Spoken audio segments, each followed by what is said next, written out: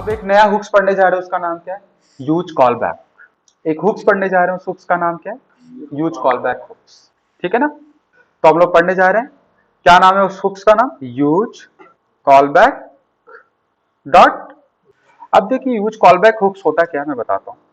मान लो मेरे पास एक कंपोनेंट है, एक कंपोनेंट और बना लेते हैं इसी के अंदर, इसका नाम देते हैं सेकंड डॉट जेएस। तो दो कंपोनेंट है मेरे पास, यहां पे लिखते हैं एक्सपोर्ट डिफॉल्ट फंक्शन, यहां पे लिखते हैं यूज कॉल बैक।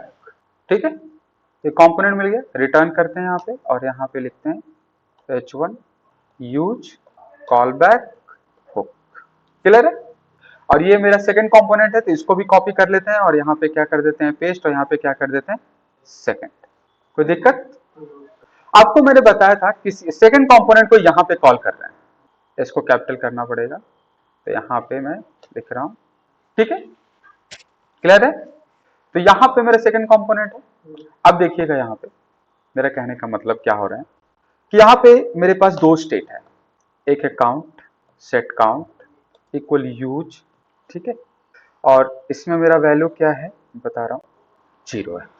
एक स्टेट और है मेरे पास, यहाँ पे सी, और यहाँ पे क्या लिखा हुआ है सेट सी, और यहाँ पे सेट है सेट काउंट। ठीक है, इसमें भी वैल्यू क्या है मेरा 10, ये 10 से स्टार्ट हो रहा है, इसकी इनिशियल वैल्यू क्या है 0।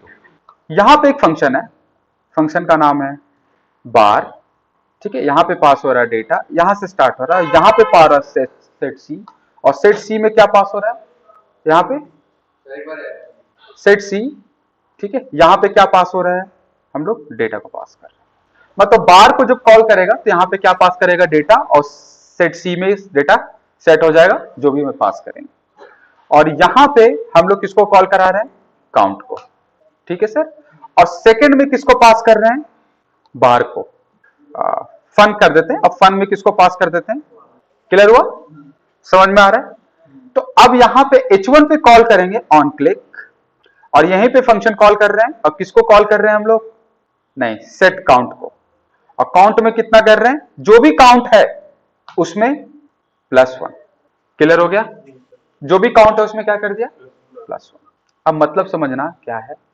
अब सेकंड पे चलते हैं, यहां पे लिखते हैं हम लोग कंसोल डॉट लॉग, देखना यहां पे लिखते हैं सेकंड।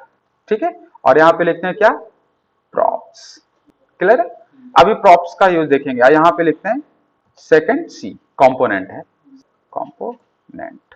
ठीक है, अब मेरा app.js फाइल पे चलना पड़ेगा, तो हम लोग एक लिंक करेंगे, सीधे ऊपर चलेंगे, इसको पेस्ट करते हैं और यहाँ पे कॉपी करते हैं, और यहाँ पे लिखते हैं यूज कॉल बैक, और यहाँ पे क्या यूज करते हैं, यूज कॉल बैक हुक्स। ठीक है, यहाँ पे चलते हैं और यहाँ पे क्या यूज करते हैं, props is not defined use.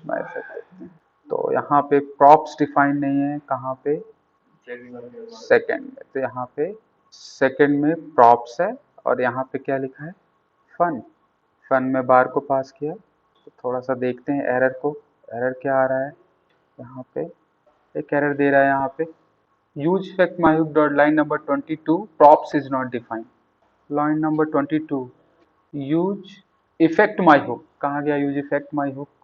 यहाँ पे कुछ प्रॉप्स की प्रॉब्लम आई है। अच्छा, ये वाला पास अभी प्रॉप्स है नहीं ना, इसलिए वो एरर दे रहा था, पुराना है वो किसी चीज का, मैं पहले पढ़ा चुका हूँ। ठीक है, यहाँ पे आ जाइए, सही हो गया, सॉल्व हो गया वो एरर। ठीक है, अब यहाँ पे क्या लिखेंगे हम लोग, यूज कॉल बैक। ये दिख गया मुझे, क्लियर है? यूज कॉल बैक हुक 0 दिख गया, सेकंड कंपोनेंट दिख गया। ठीक है, ये देखो दिख रहा है ना, नीचे आओ। अब हम लोगों ने क्या किया कि सेकंड कंपोनेंट में मैंने एक फंक्शन पास कर दिया। फंक्शन कहां पे चला गया, सेकंड के पास। अब ये ऑन क्लिक h1 के क्लिक पे, h1 के जब क्लिक करेंगे तो काउंट में चेंज हो जाएगा, और काउंट यहीं पे दिखा दिया। क्लियर है? जब काउंट में चेंज होगा तो सेकंड भी कॉल होता रहेगा अपने आप, क्योंकि स्टेट चेंज होगा तो कॉल होता है ना, जब जो स्टेट चेंज होता है ये रेंडर कॉल होगा। तो देखिए जितने बार भी क्लिक करेंगे मेरा सेकंड कॉल होता रहेगा। तो इसको सॉल्व करने के लिए क्या लगाएंगे, मेमो। तो सेकंड कंपोनेंट को कैसा बना देंगे हम लोग, मेमो। क्लियर है ना? तो इसको यहां से कट कर देते हैं और यहां पे लिखते हैं एक्सपोर्ट डिफॉल्ट, और मेमो बताओ क्या है, कैसा क्या है, हायर ऑर्डर कंपोनेंट। और यहाँ पे पास कर देंगे सेकंड। मेमो को क्या बोलते हैं? Higher order component. तो मेमो क्या करता है? हमारा परफॉर्मेंस को इंक्रीज कर देगा। अब सेकंड को कॉल अगर काउंटर पे चेंज करेंगे तो सेकंड को कॉल नहीं करता वो, लेकिन पास क्या हो रहा है? फंक्शन। आपको पता है कि फंक्शन जब पास होता है तो बार बार रिक्रिएट होता है वो। इसको मैं क्लोज कर देता हूं, यूज कॉल बैक को। तो फंक्शन जब पास होता है तो ये अभी क्या होता है, अभी जो क्या अगर फंक्शन पास नहीं करते और मेमो लगा होता तो जब तक डेटा चेंज नहीं होता ना प्रॉप्स में, तब तक वो सेकंड कॉल नहीं होता। लेकिन फंक्शन में बार बार डेटा चेंज हो रहा है। कैसे? क्योंकि फंक्शन जितनी बार रेंडर कॉल होगा ना, फंक्शन रिक्रिएट होगा, और रिक्रिएट होगा तो सेकंड। तो मेमो का यहाँ पे कोई यूज नहीं बनाया, मेमो को तो यूज ही नहीं हुआ ढंग से। समझ रहे हो ना? इसको सॉल्व कैसे करें? तो मैं चाहता हूं कि भाई ये जो फंक्शन है ना, फन बार फंक्शन दिख रहा है ना, बार फंक्शन, इसका कोई सॉल्यूशन निकालना पड़ेगा बार फंक्शन। तो अब यहाँ पे एक हुक्स यूज होता है जिसका नाम क्या है? Call back. वो हुक्स क्या करता है? ठीक है ना, मेमोइज्ड, उसको मेमोइज्ड बोलते हैं, मेमोइज्ड फंक्शन रिटर्न करता है। देखिए अब कॉल बैक लगा रहे हैं तो यहां पे लिखते हैं, यहां पे कैसे? Use callback. हुक्स है मेरा, इंपोर्ट हो गया ऊपर। ठीक है, यहां पे एक फंक्शन देता है मुझे ऐसे। ठीक है, ये फंक्शन यहां पे क्या आता है? डिपेंडेंस। ये क्या मेरा? एक फंक्शन है। ठीक है, और ये क्या मेरा? डिपेंडेंस। समझ रहे हो ना? अब इस फंक्शन को, जो बार फंक्शन है ना, जो बार हम लोग पास कर रहे हैं, यहां पे ऐसे लिखना है कॉन्स्ट बार इक्वल, और ये यहां से हटा देंगे। समझ में आ रहा है? मैंने क्या लिखा? बार। अब ये बार किसमें पास हो रहा है? इसमें। तो यूज कॉल बैक एक फंक्शन रिटर्न करता है जो कि किसमें स्टोर हुआ? और बार इसको पास कर, और चेंज कहां पे करेंगे? यहां पे। समझ में आ रहा है? चेंज कहां पे करेंगे? यहां पे। और यहां पे मुझे मिलेगा डेटा जो उधर से आ रहा है और इसमें सेट होगा। ठीक है, समझ में आ रहा है? तो ये कब कॉल होगा मेरा? ये कब कॉल होगा? तो अगर मान लो कभी डेटा नहीं है तो डेटा हटाते हैं। अभी सेट सी है ना, सेट सी में बताओ क्या 10 है ना, इसको 12 पास कर देते हैं, और यहां पे पास करते हैं किसको? देखो सी को, और यहां पे क्या लिख देते हैं? हमारा सी। ठीक है ना, एक फंक्शन पास किए तो फंक्शन भी पास करनी था, फंक्शन भी पास किया, सी भी पास किए। अब यहां पे चलते हैं और यहां पे क्या लिखते हैं हम लोग? प्रॉप्स, और यहां पे लिखते हैं प्रॉप्स डॉट सी। क्या लिखते हैं? Props dot C. और यहां पे डिपेंडेंसी क्या पास कर देते हैं? क्या लिख देते हैं? सी। क्लियर है? अब इसमें लिखा है, अभी क्या है इसमें? 12। ठीक है, मेरा कहने का मतलब है कि जब बार कॉल करेंगे तो मेरा सी में कितना चेंज होगा? 12। समझ में आ रहा है?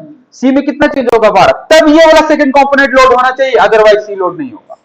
चेक करें, अब देखिए, रिलोड करते हैं, सेकंड कॉल हुआ। अब देखिए ऊपर क्लिक करना है, अब नहीं हो रहा है कॉल, पहले हो रहा था। तो कॉल बैक का यूज पता चला, परफॉर्मेंस को कैसे कॉल बैक इंक्रीज करता है।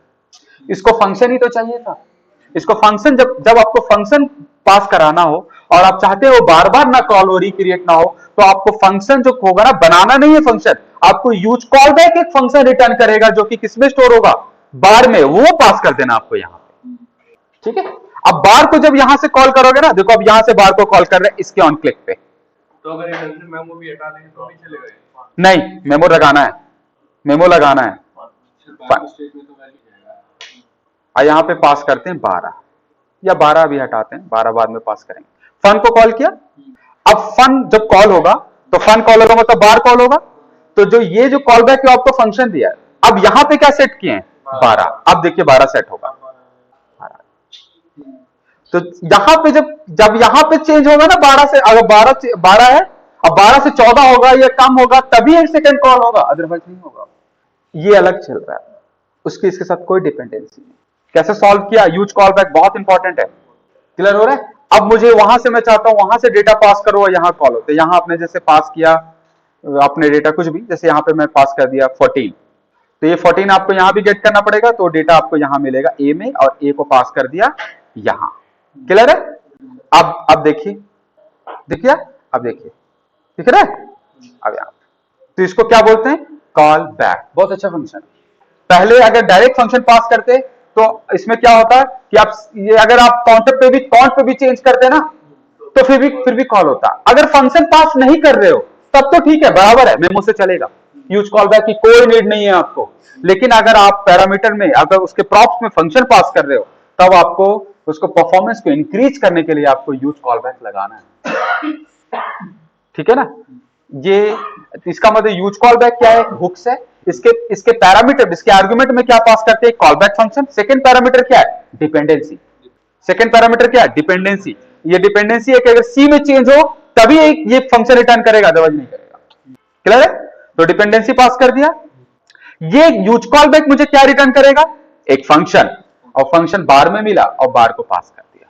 ठीक है, ये सिंपल सा। अभी देखो इसमें प्रोजेक्ट नहीं कर रहे, इसमें समझने के लिए कि यूज कॉल बैक है क्या, है ना। तो आपको ये बताया use call back function. Clear है।